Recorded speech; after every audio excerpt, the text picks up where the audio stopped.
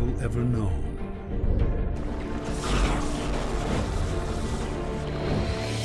He's ready to return. And the only ones who can stop it No man shall prevent the second coming of the great old one. are these guys. Squirrely squirrel gift baskets. This is Jeff. May I take your order? You're the end of a great bloodline. I was wondering if you wanted to come to my place this weekend. Actually, me and Charlie were working on this whole comic book thing. The last living relative of Lovecraft himself. What are we gonna do? I don't know. You're supposed to save the world? Really? I look like I'm hopping to you, bro? You're the two guys who came to the master's house for help. What, the master of your grandma's guest room? Ow! You're wearing a Cthulhu mask. Yeah, the one you promised not to open without me. You wouldn't dare. Oh, wouldn't I dare?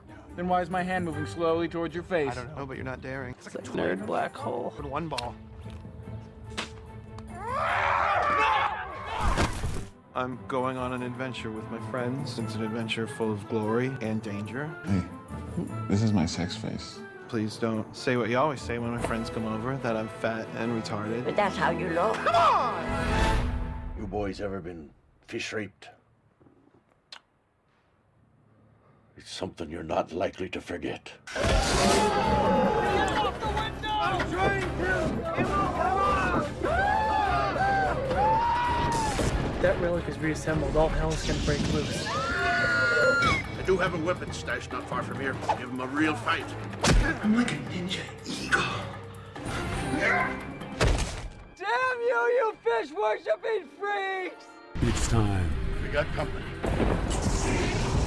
to take God, second saving the world. a stand.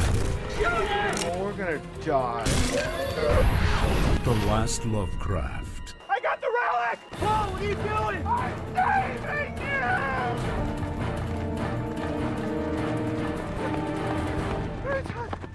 You need to get this exercise or something. Like, do cardio. Go into the movie with teeny tiny little small hopes and dreams, and then you won't be disappointed. Hi, I'm Justin, and welcome to B Movie Breakdown.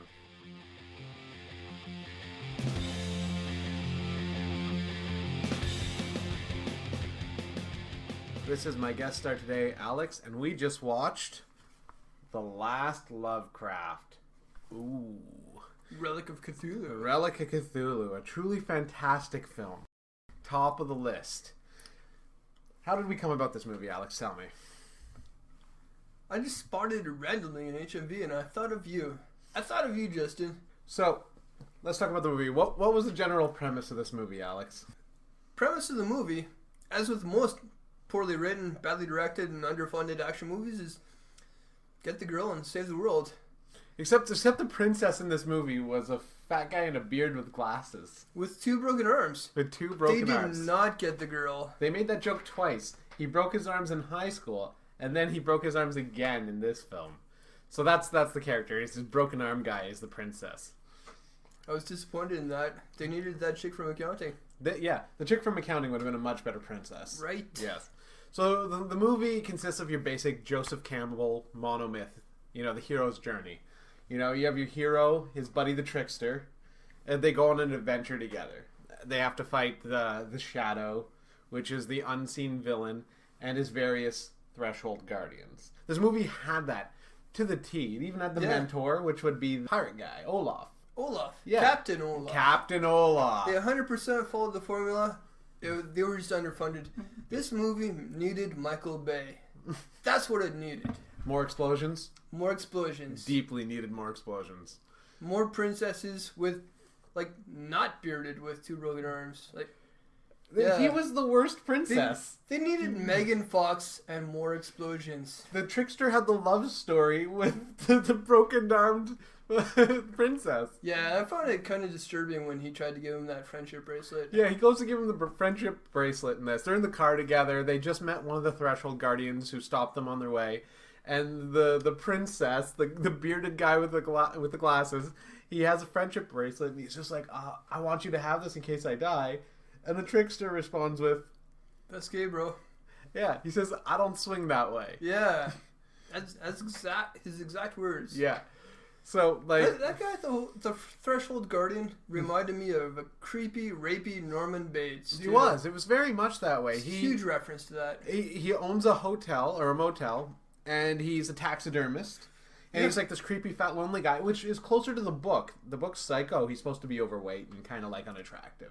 Whereas, like, the Norman Bates from the Psycho black and white Alfred Hitchcock one he's a thin, fairly charming, innocent, kind of boyish charm to him, right? And the remake, the colored one, they got Vince Vaughn, a very young, charming Vince Vaughn to play him. Yeah, he looked classy in that one. Another classic film that I should probably review. But to get back to this one, let's get back to this. Very poor makeup job, and we never did see Cthulhu. They mentioned Cthulhu. They had the animation. So let's go for our next point. Cultists in the Cthulhu movie. Cliche. What do you think? Man, I saw those cultists like, what was it, like 15 seconds into the movie? So and you know they were going to find this relic and stroke it a little bit. Like they were stroking it like they were going to open up a freaking genie out of a magic lamp, right? It was bad news just written all over that relic. No, it was kind of interesting the way they did that, because one of the things in the monomyth is the shapeshifter. The guy with the shirt went from a person to being a star spawn to being a Cthulhu creature trying to kill them. That's right. The two fishermen got killed right before you even see the title of the movie. With a 2-person body count before you see the title, I was expecting a higher body count. I honestly was.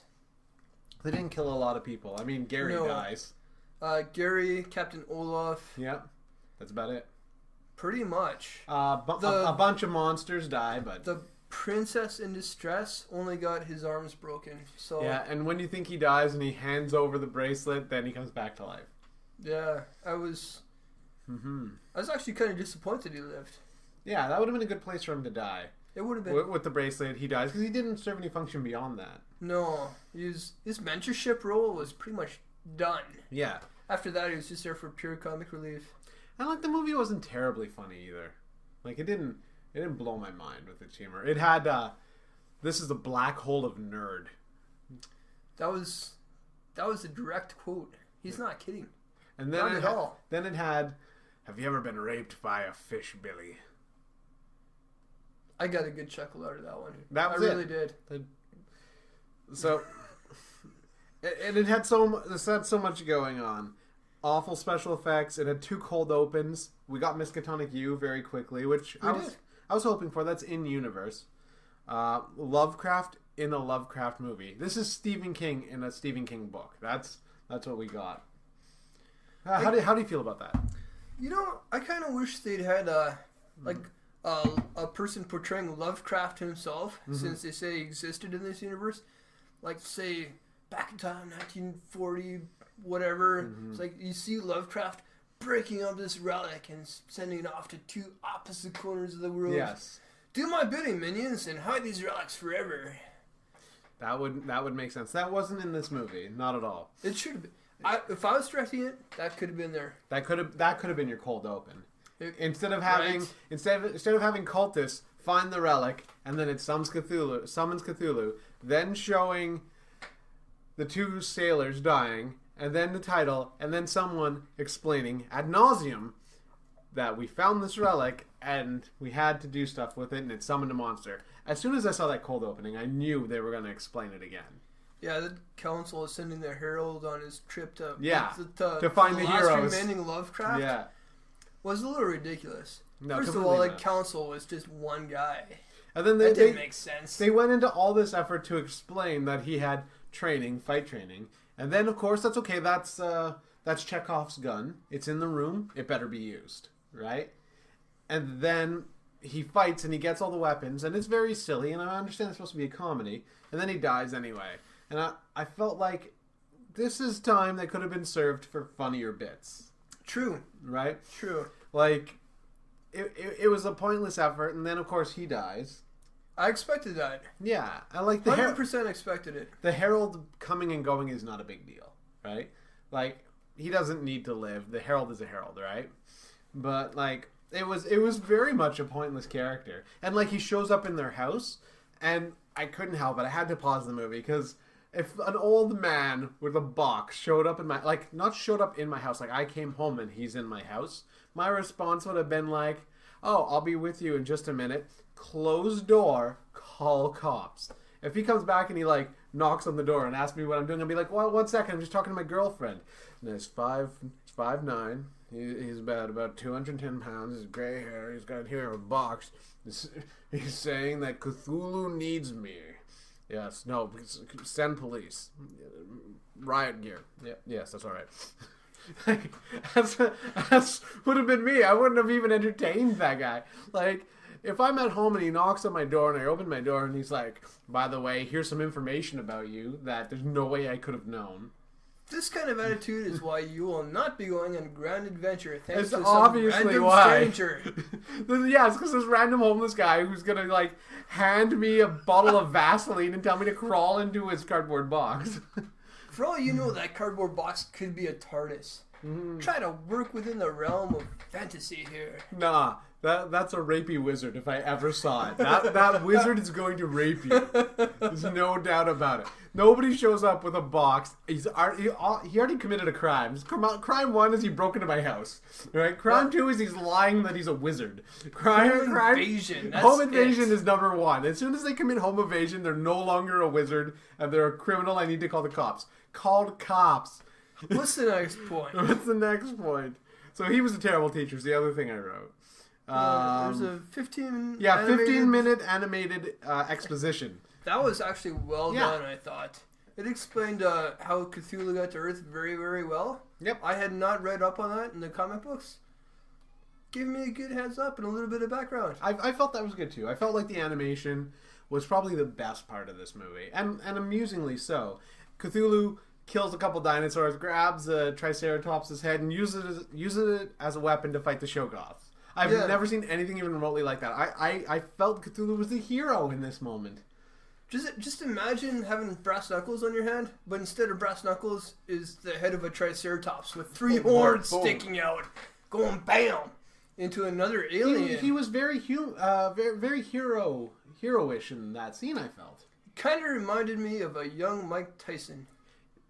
Exactly, ear biting and all. Right? With the whole dismemberment and, like, yeah, it was pointless to rip that T-Rex in half. It was.